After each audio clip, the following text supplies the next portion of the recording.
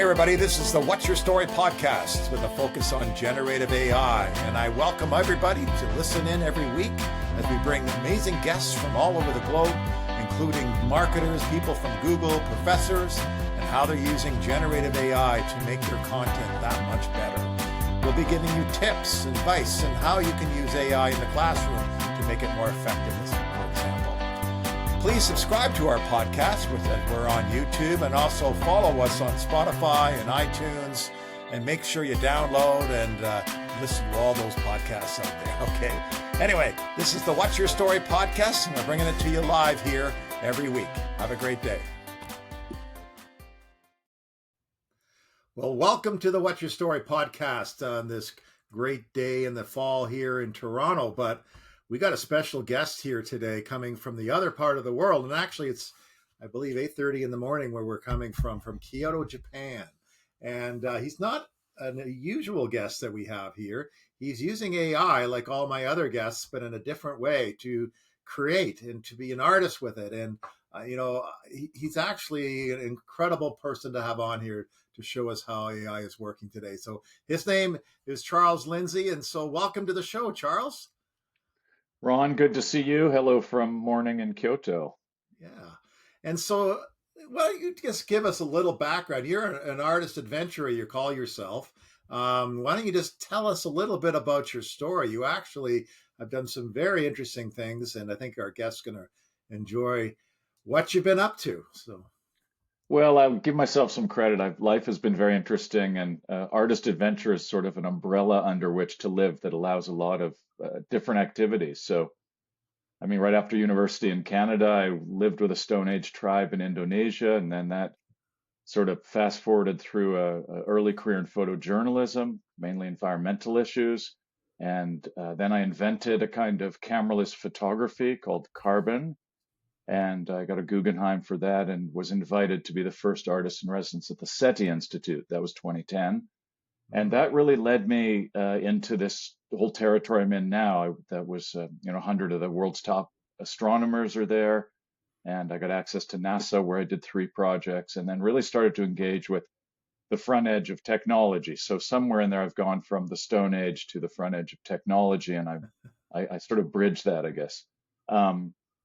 And then, so the current project I'm on, which began 5 years ago, right at the beginning of the pandemic when I got stranded in Kyoto, is called Please Forget Everything, which is a take on beginner's mind concept from Zen Buddhism. I met an abbot in Kyoto.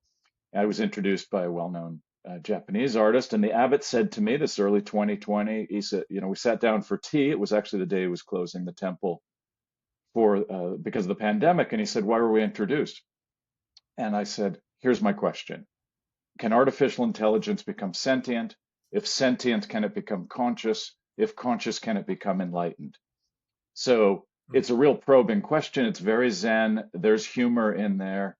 But it's led to everything that's going on right now. So the exhibition has grown. It opened in San Francisco, which symbolically for me is home of AI and tech. It then came to Kyoto, which is symbolically the home of Zen Buddhism. Next spring, it's going to Athens, which is symbolically the home of Western thought, ideas about democracy, among other things. And so now this project's got a mind of its own, which is a very sort of IA riff there. We might get to that. And it changes as it travels. It's been an incredibly interesting project. And I would just say, this sort of umbrella under which I live allows me to interact with a very broad swath of incredible humans, from the front edge of scientists to anthropologists, archaeologists. And it's, so somehow I've sort of built a life that does that. It's very hybrid. Yeah, so usually our guests are CEOs or marketers, or they're leading, corporate companies. They're creating in a way for commercial use. You're creating in a way, and you've used your past experiences to help you here.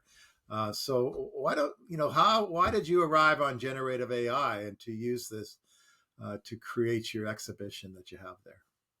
Well, I had to, because I've spent a lot of time in San Francisco. I always do. And a friend who was high up in Meta knew what I was doing. He had actually visited Kyoto. and he introduced me to some people at OpenAI. That was a couple years ago. And so, I was already thinking like a philosopher about what AI really means, what our relationship with it means, where we might be going. Remember, also, I was at the SETI Institute, so that's this place that's, among other things, thinking about, how did life begin, what it might it look like elsewhere, thinking about first contact, which means you're already thinking about uh, alternative modes of consciousness. So, I mean, I know that the project that I'm in right now fundamentally is about consciousness. Mm-hmm. And so we have AI, and so AI gives us this lens, one, to think about what our consciousness is or what consciousness itself is, but then imagine what it might be in the other as we increasingly merge with AI, which is, I mean, I don't think there's any question but that we are merging with AI, right? We're evolving into our next whatever the hell we're going to be. And that, that's what I'm interested in fundamentally, besides a general broadband curiosity. I mean, obviously, I'm a very curious person. So I will tell you that I became what they called an alpha tester with OpenAI's Sora. So that's the text to video, talk to the software, and it converts it to text and, prompts. All of this we know quite well. Of course, it was early when I was working, it was maybe 6 months before Sora, the first Sora came out. And what it was doing that really turned me on was I've been a lucid dreamer my whole life. I taught myself out of a used paperback I picked up when I was 15, and I took to it very quickly. So that's the idea that when you can become aware of your dreaming without waking up, you get quite a high degree of control eventually. And so it comes with, there's a look and a feel to the dreams, as we all have. So in Sora, I was creating videos that looked the most like the way I experienced dreams, sort of their geometry, their motion, their ridiculous juxtapositions.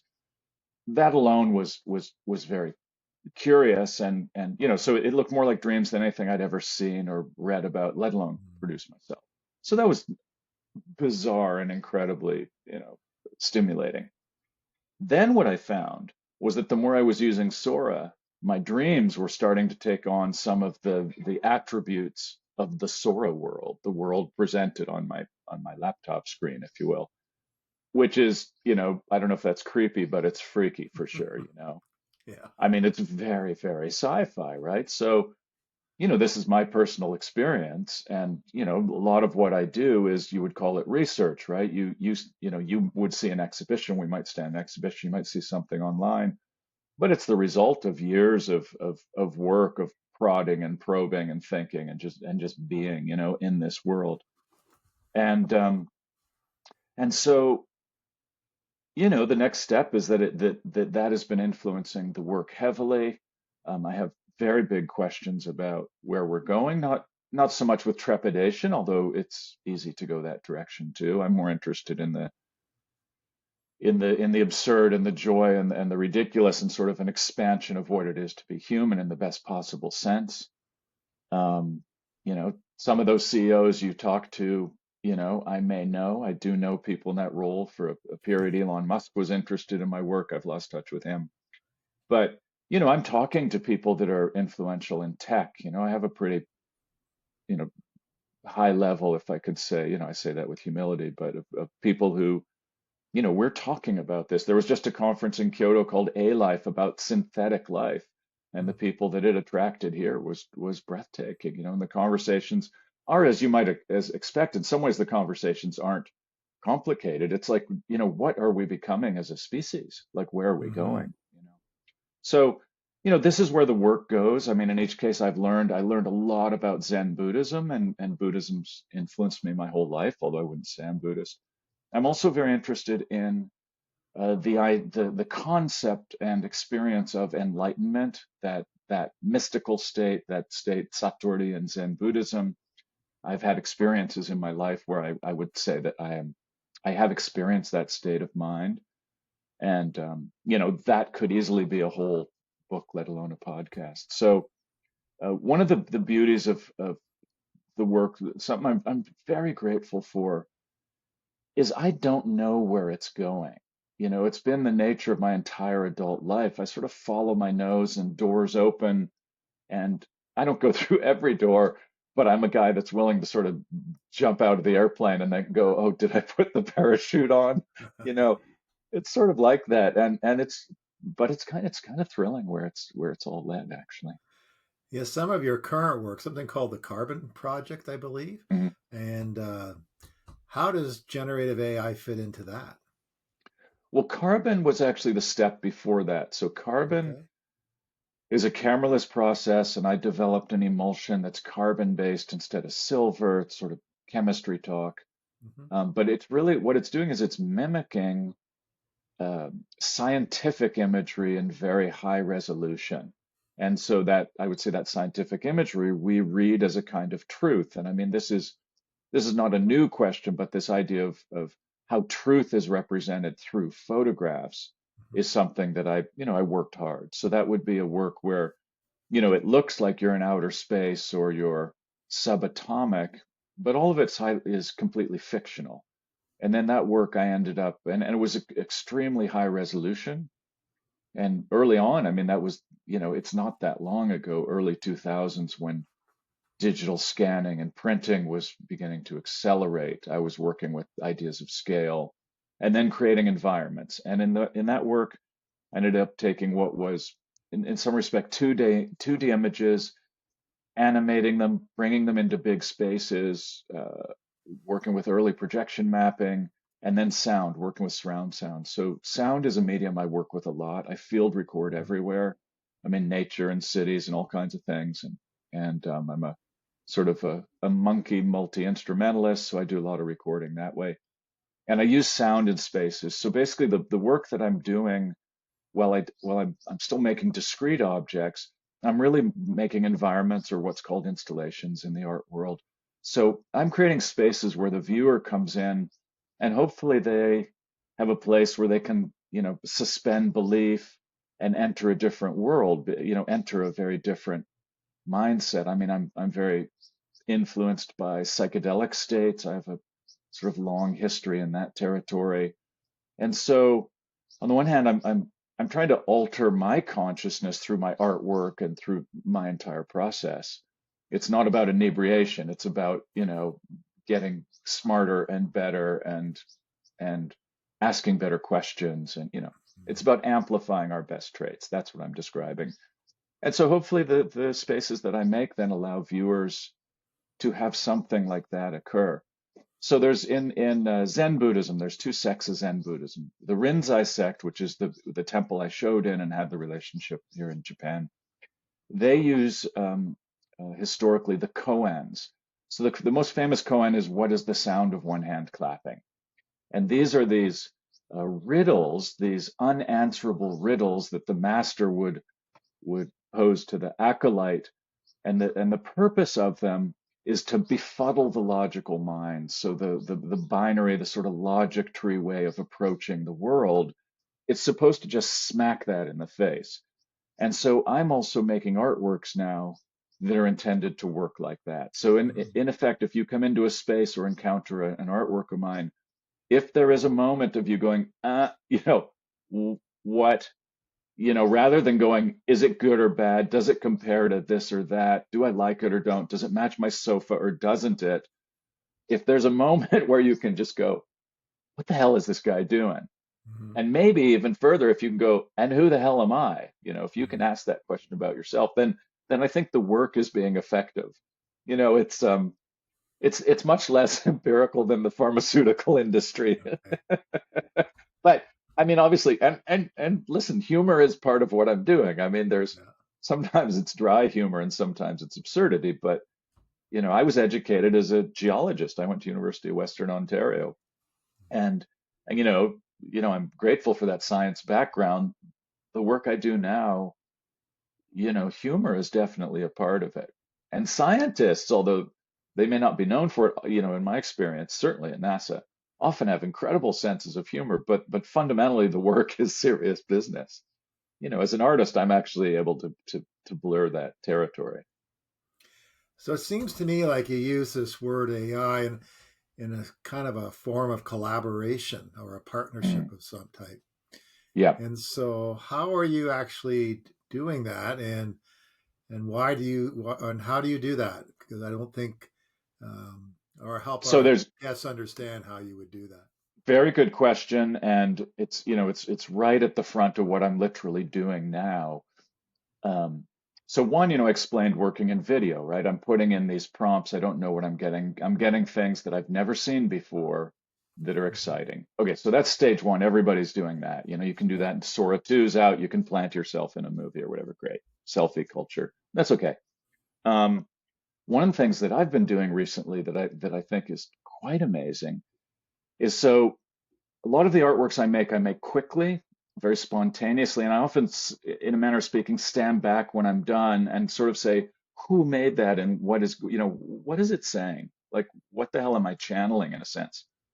And, I don't mean that like some seance way. That's not what I'm talking about. But Right. these artworks come about, often they're juxtapositions. I use salvage out of Silicon Valley. There's a couple salvage yards there that I go to that are selling aerospace salvage, not rusty things, shiny Hmm. things. And then I've been using Japanese antiques. So I'm also playing with history. But one of the things I've been doing recently that's fantastic with ChatGPT is I can upload a still or a video of a work I've made, and I can say, it's a custom GPT. So I've loaded it with a whole series of prompts of questions. What is going on here? What does this mean? And how does it relate to everything else I'm doing? And then the Chat GPT, the large language model, can go, ostensibly into all of art history, archaeology, anthropology, far future sci-fi, because I'm setting up those loose parameters. And then it comes back and it's telling me things, and sometimes it's nuts, and sometimes it's like, wow, I didn't think of that. That's cool. But what can be really interesting is then it can link. So it can be saying, by the way, do you know about this piece of music made in, this period of the avant-garde and wherever? Or do you know about this obscure artist? So one, it's like it's educational because it's bringing me knowledge of artists or cultural work history I might not have known. But then it's also because it hallucinates, it's also creating some beautiful sort of, I'll call it fiction. And so I'm developing the book of the story. The Please Forget Everything's now 5 years in. Yeah. And basically I'm building, it's like a codex. It's non-linear, so it's not a novel per se, but it's a very rich book.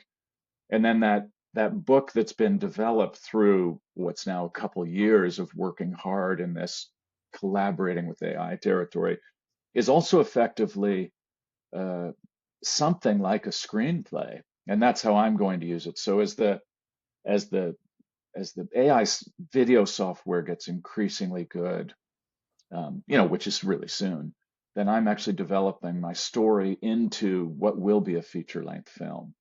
So Yeah. so what I'm telling you is there's a number of ways I'm using it. In some ways I'm sharing the most exciting ways to use it because there's lots of other sort of logistical ways you can use it, I'll say. Um, but I'm very excited about this. So I'm not, you know, I, some of those other questions, the doomsday questions and this, I get it. I mean, I'm keeping up on what people that appear to know what they're talking about are saying. Hmm. I'm I'm trying. Even as I woke up this morning after a very good 9 hour sleep, and I'm thinking, I have to fast on the YouTube watching even of, the scientists and the people talk about what's going on in AI and how it affects the rest of the world because it's disturbing, and it's and so, on the one hand I'm using this stuff actively. On the other hand, I'm like, I really need to, I need to be disciplined about fasting from what I just said, following the state of the art on YouTube or the rest of it. So this idea of the story, and I think you've said before, I read the story is in the data. So what does that mean? Is there some generative AI tools that you're doing to uncover different stories from that or different consciousness? Maybe you could explain that for us because I was reading that on your website and I found that fascinating. Well, I think it's it's sort of a sci-fi proposition to, label the AI conscious. It's an exercise. A very close friend of mine, Edward Frankel, one of the great living mathematicians, and I talk about this, and he's adamant that consciousness cannot arise from computation alone. I can sort of wheel much more freely because I'm not calling myself a scientist or a mathematician, but it's a conversation we have. I think that, I think what's more likely, in a sense, is that AI usurps our consciousness, and so it doesn't really matter if it's conscious or not. It's a symbiotic relationship. It is increasingly a symbiotic relationship, right? Um, so the work I'm doing is a way, it's a way for me, as the particular artist that I am, to investigate this territory. I mean, I think not unlike science, our answers are iterative, right? We come to a conclusion, but the conclusion's fleeting. Everything's a moving target. So again, what I'm saying is that, this modality that I have of, how I live is fundamentally, it's really a way to learn. It's a way to learn about reality in the broadest sense and how we're moving through it, and then and then create some projections. I mean, the way that I would self-identify, we say artist adventurer works. I think maybe even more accurately, or in addition to now, I'm operating like a speculative fiction or a science fiction writer, but instead of manifesting a screenplay or a novel, I'm manifesting these art installations. Interestingly enough, even as I tell you that, I also just told you a couple seconds ago that this work as an artist, art installation, and maker of objects is leading into a novel-like book, and that is leading into a feature film. So I just contradicted myself right in front of you. Perfect. Artists do this. This is like, we're proud of Great. this capability professionally, right? We don't Yeah. we don't have any one hat that we wear. It kind of, changes. But I'll just say that it's just overstating the obvious. We are living in incredible times, daunting times, perplexing times, and you know, we get to live at this edge of this friggin' tidal wave that's moving through all of us. So, one of the questions that comes up a lot is this idea of ethical output from AI. And so, generative AI specifically is getting blamed for, you know, fake news and different things that is out there today. This idea of ethical, I guess, concerns touch the area of the art world, or um, do you have any I opinion think on that? that, the topics that might be like, the art world's run through a number of these things already. Sort of, so the idea of appropriation, like who owns the images, the Marlboro Man, billboards was the famous one, and that was the 1980s. So artists then were really saying, you have capitalism, you have all this advertising, you know, that imagery is being put into our minds.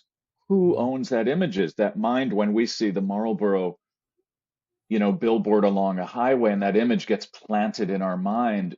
Does Marlboro own that image? Well, they don't own that image. Mhm. You take a photograph of that billboard, and Richard Prince was the artist that did that very famous work. So I think, like, the idea of who owns the image is, that's already beaten up. In fact, the courts side on, the corporation doesn't own the image once it's out in the public domain.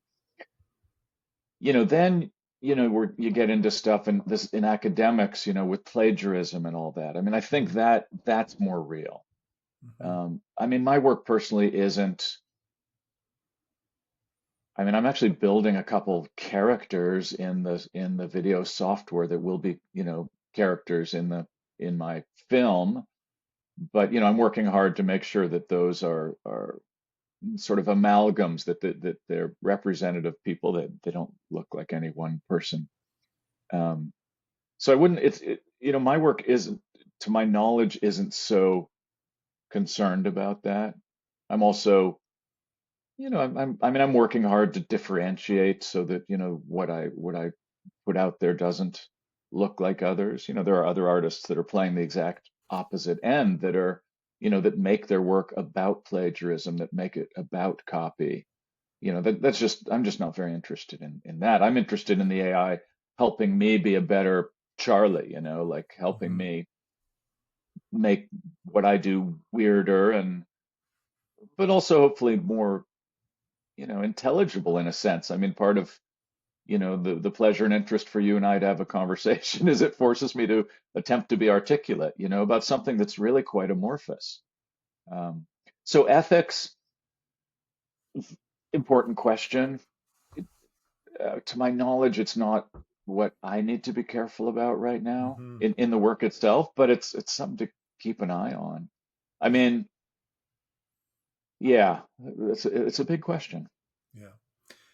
So let's talk about the future a little bit. So the big question here is, based on what you've been doing, your unique journey that you've been going through over the past number of years and where you're at today, what do you believe is going to be happening in the future as we confront AI more and it becomes more advanced?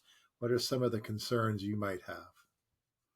Well, listen, I think this really, really big one of AI and robotics just replacing so many jobs, Mm. not only manual, but so many of the jobs that happen online. What does that look like as for all cultures? I mean, it is a revolution. Whether it's going to be a bloody one or not remains to be seen. Some places it's going to be bloody, that. I mean, we're primates and we like blood, and um, I hope Canada's more civilized with it.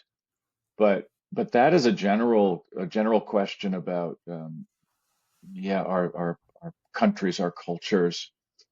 I mean, I think that's the big one because this talk of universal income and all that stuff, we may well get to that place, but the period in between is going to be brutal.